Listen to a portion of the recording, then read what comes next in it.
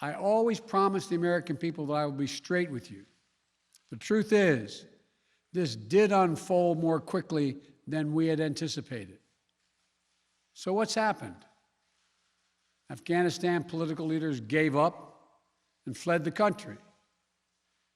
The Afghan military collapsed, sometime without trying to fight.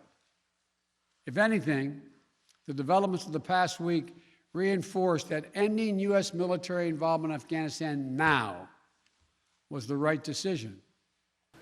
I've never heard so much rubbish in my life.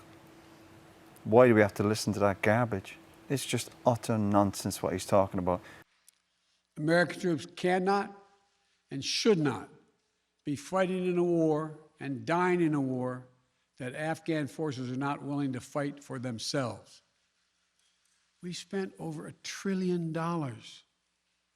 We trained and equipped an Afghan military force with some 300,000 strong, incredibly well equipped, a force larger in size than the militaries of many of our NATO allies.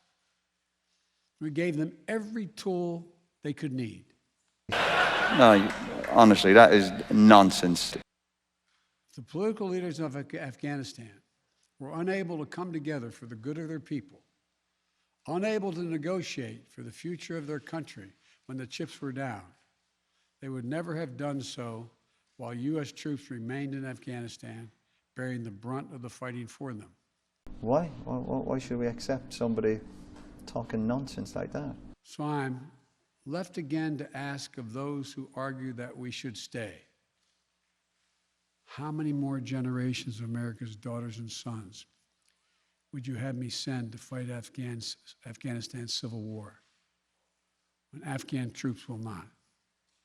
How many more lives, American lives, is it worth? How many endless rows of headstones at Arlington National Cemetery? All nonsense, but listen, I've been on that road before. I've worked on these issues as long as anyone. I've been throughout Afghanistan during this war, while the war was going on, from Kabul to Kandahar to the Kunar Valley. I've traveled there on 4 different occasions. Why is he getting involved in all that nonsense? There's no benefit to him. We will continue to support the Afghan people. We will lead with our diplomacy, our international influence, and our humanitarian aid. We'll continue to push for regional diplomacy and engagement to prevent violence and instability.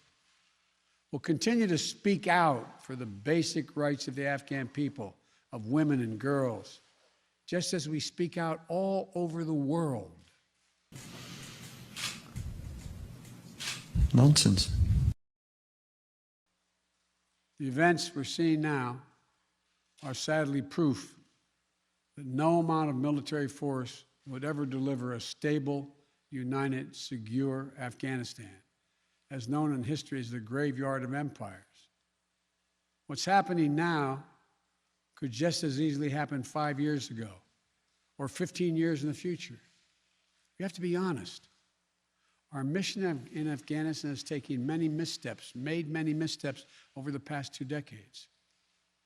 I'm now the 4th American president to preside over war in Afghanistan, 2 Democrats and 2 Republicans. I will not pass this responsibility on to a 5th president. And we've got to talk about this idiot. It's a crazy decision. Crazy. I made a commitment to the American people when I ran for president that I would bring America's military involvement in Afghanistan to an end.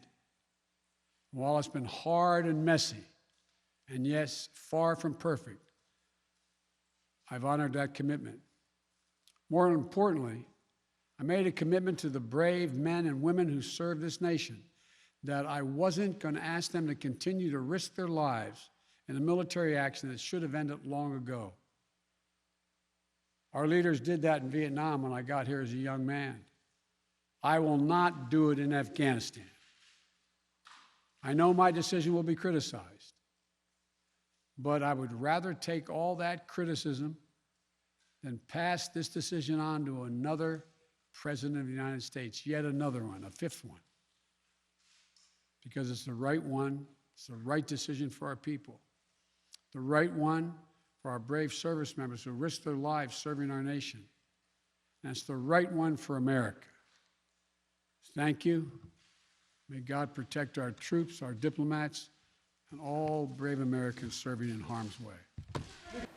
And the guy's talking absolute nonsense. Never heard so much rubbish in my life.